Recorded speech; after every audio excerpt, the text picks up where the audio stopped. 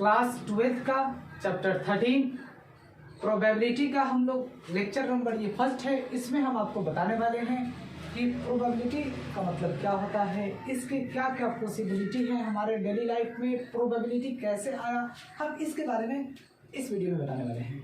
ठीक है, तो देखिए प्रोबेबिलिटी का मतलब होता है संभावना, पॉसिबिलिटी, ठीक है, चांस ऑफ हैपनिंग। क्लियर, इसी को हम प्रोबेबिलिटी कहते हैं। देखिए जो प्रोबेबिलिटी होता है वह 100% में से यूँ समझ लीजिए कि 80% जो होते हैं वह क्वेश्चंस जो बनेंगे लॉजिक से, ठीक है, और 20% ऐसे होते हैं जो आपको कैलकुलेशन करना है। ठीक है, समझ में आ गया?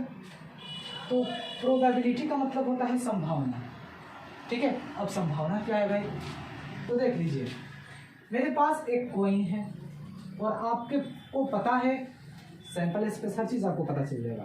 देखिए मेरे पास एक कॉइन है, ठीक है, और आपको पता है कि कॉइन में क्या होते हैं, हेड होते हैं और टेल होते हैं। तो मैंने आपसे कहा कि आप बताइए कि एक कॉइन को, ठीक है, एक बार हम टॉस करेंगे तो उसका क्या प्रोबेबिलिटी होगा कि वह हेड होगा। तो आपको पता है टोटल नंबर कितने हैं, 2 है, हेड और टेल। लेकिन मैंने क्या कहा कि अगर उसे हम एक बार टॉस करेंगे तो हमारा हेड आएगा, इसका क्या प्रोबेबिलिटी है? तो हेड कितने हैं? 1 है। ठीक है, तो ये हमारा होता है संभावना कि प्रोबेबिलिटी ऑफ हेड आने का जो संभावना है 1/2 यानी कि हाफ होगा, आधा होगा। ठीक है, 1 का आधा होगा। ठीक है, याद रखिएगा जो प्रोबेबिलिटी होते हैं 0 और 1 के बीच ही होते हैं। ठीक है, माइनस में होते हैं जो इम्पॉसिबल होते हैं प्रोबेबिलिटी। ठीक है, क्लियर, और 1 से बड़ा भी होगा।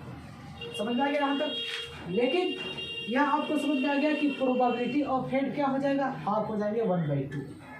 लेकिन ये 100% खुद में करेक्ट नहीं होता। ठीक है, अकॉर्डिंग टू आंसर ये आपके सही है। अकॉर्डिंग टू आंसर आप जितने भी प्रोबेबिलिटी बनाइएगा वह सारे 100% सही है, अकॉर्डिंग टू आंसर। लेकिन ये पूरे के पूरे 100% आंसर सही नहीं होते। ठीक है, you think a little bit. मान लीजिए कि आपने एक ही कॉइन को 2 बार उछाला तो इसका तो हेड आ गया, लेकिन इसी एक कॉइन को, ठीक है, अगर आप 10 बार उछालते हैं तो इसका मतलब ये है कि 5 बार हेड आएगा, 5 बार हेड आएगा यानी कि आधा बार हेड आएगा। तो जरा आप सोचिए कि क्या ये सही है? ये बिल्कुल सही नहीं है, पूरा का पूरा गलत है। ठीक है, हाँ चांसेस हैं कि 5 बार आएगा, लेकिन सबसे ज्यादा चांसेस क्या है? हो सकता है कि 6 बार आ जाए, 7 बार आ जाए, हो सकता है कि 10 के 10 बार मैंने टॉस किए और वो 10 बार में सिर्फ टेल ही आया, हेड आया ही नहीं। ठीक है, तो इसीलिए मैं बता रहा हूं कि जो प्रोबेबिलिटी के जो आंसर होते हैं ये 100% करेक्ट नहीं होते हैं, ये आप याद रखिएगा। क्लियर, पता चल गया? सैंपल स्पेस भी आप धीरे धीरे को आपको पता चल जाएगा, इसी को हम सैंपल स्पेस कहते हैं साहब। ठीक है, जितने नंबर ऑफ आउटकम्स होंगे that is called sample space. ठीक है, अगर एक डाई है, डाई में 6 नंबर होते हैं, ठीक है, तो सैंपल स्पेस हमारा क्या होगा? सैंपल स्पेस को हम एस से डिफाइन करते हैं। तो हमारे एक डाई है, तो एक डाई को अगर कितने नंबर होते हैं? 6 तक होते हैं, 1 2 3 4 5 6, तो हमारा सैंपल स्पेस कितने होंगे? 6। ठीक है, यही वो 6 नंबर होंगे। ठीक है, और इसके अंदर के जो होते हैं ना, फिर जिसको हम एलिमेंट्स बोलते हैं, या एक खुद सैंपल स्पेस सेट के फॉर्म में होता है, लेकिन इसके अंदर के जो एलिमेंट्स होंगे उसको हम क्या बोलेंगे? सैंपल पॉइंट बोलेंगे। क्लियर, समझ में आ गया आपको? प्रोबेबिलिटी कहाँ से आया, कैसे आया? ठीक है, इसके बारे में हम जान रहे हैं। चलिए, प्रोबेबिलिटी कहाँ से आया है? 2 लोग थे, जुआरी थे। जुआ तो पता ही है, जुआरी का मतलब वही जो जुआ खेलते हैं। ठीक है, जुआ खेलना, या तो कॉइन वाले भी जुआ होते हैं या फिर डाई वाले भी जुआ होते हैं, जो हम लोग जब बारिश होता था गर्मी के दिनों में तो हम लोग बहुत ज़्यादा घर इकट्ठे होकर 3-4 टीम और मिलकर आराम से खेलते थे। ठीक है, तो वो हम लोग का एक बचपना था, जिस तरीके से हम लोग खेलते थे वैसे ही मनोरंजन के लिए। ठीक है, लेकिन जुआरी 2 थे, और या तो ताश वाले भी होते हैं जुआरी, जो ताश वगैरह आप देखते हो कहीं गर्मी के दिनों में पेड़ों के साइड में बैठकर, पेड़ों के नीचे बैठकर और खेलते रहते हैं, तो डेट इज कॉल्ड जुआरी कहते हैं। ठीक है, समझ पाए क्या? तो वो जो जुआरी होते हैं, जो 2 जुआरी थे और दोनों ने यह डिसाइड किया, दोनों क्या कर रहे थे, दोनों वो खेल रहे थे डाई को। उन दोनों ने क्या है, दोनों ने सट्टा लगाया। ठीक है, सट्टा आप याद रखिएगा, अगर आपसे क्वेश्चन में पूछे ना कि प्रोबेबिलिटी कहाँ से आया है, तो सट्टेबाजी के वजह से भी प्रोबेबिलिटी आया है, सट्टेबाजी से प्रोबेबिलिटी आया है, यही आप याद रखिएगा। अगर कोई आपसे कभी पूछे ना कि बताइए प्रोबेबिलिटी कहाँ से आया है, तो सट्टेबाजी की वजह से आया है प्रोबेबिलिटी। जहाँ से सट्टेबाजी का स्टार्ट हुआ वहीं से हमारा प्रोबेबिलिटी बना। सारे हम आपको हिस्ट्री बताने वाले हैं, हर एक कंफ्यूजन दूर कर देंगे इस लेक्चर फर्स्ट में। ठीक है, तो 2 जब जुआरी थे तो दोनों ने यह किया कि ये डाई है।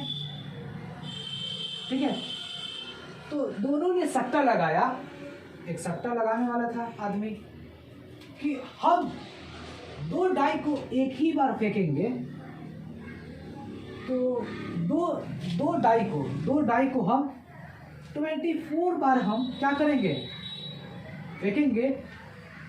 तो आप लोग इसमें पैसे लगा सकते हो, सट्टेबाजी लगा सकते हो कि जो दोनों डाई का जो आएगा 6 आएगा, यानी कि 6 आएंगे एक ही साथ।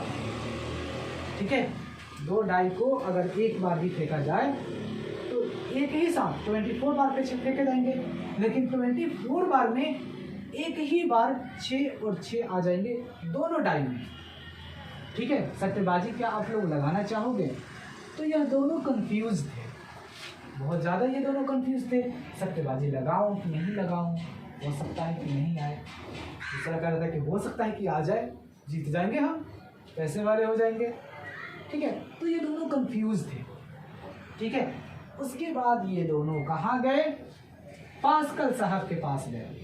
ठीक है, उतना सही से पता नहीं है, लेकिन पास्कल और फॉर्मेट आप याद रखिए, पास्कल और फॉर्मेट के पास गए ये दोनों सट्टेबाजी की वजह से ही प्रोबेबिलिटी आया है, याद रखिएगा। ये लगभग 200 साल ये पुरानी बातें हैं। ठीक है, जब तक प्रोबेबिलिटी के बारे में कुछ और चीज़ें हम लोग पढ़ते थे कि बताइए क्या प्रोबेबिलिटी होगा कि हेड आएगा, क्या प्रोबेबिलिटी होगा कि टेल आएगा, क्या प्रोबेबिलिटी होगा कि किसी डाई को हम एक बार फेंकेंगे तो हमारा 5 आएगा, इसका क्या प्रोबेबिलिटी होगा। ठीक है, तो ये सब जो बना हुआ है कॉन्सेप्ट्स, ये सब इन लोगों की वजह से ही बना हुआ है। ठीक है, अगर ये लोग नहीं होते तो फिर दिक्कत हो जाएगा।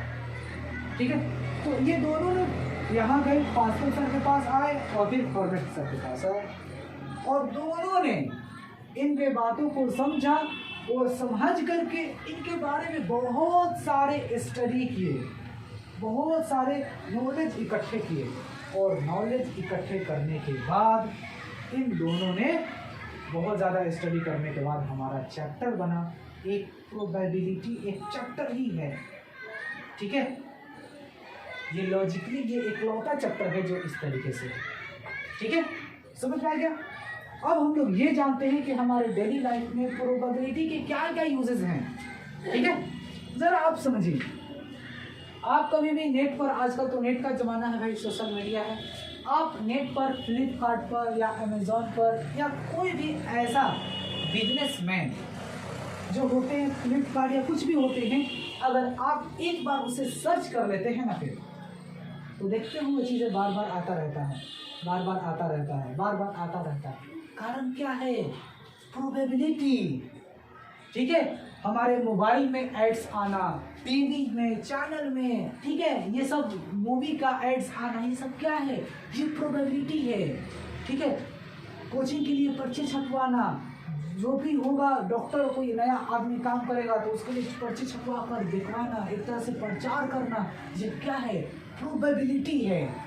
ठीक है, बहुत बार ऐसा होता है, ठीक है, कि हम लोग चाहते हैं कि हम ये वाले मोबाइल खरीदें, हम वीवो का मोबाइल खरीदें, लेकिन जब मोबाइल को हम लोग देखते हैं तो बहुत सारे ऐड आने लगते हैं।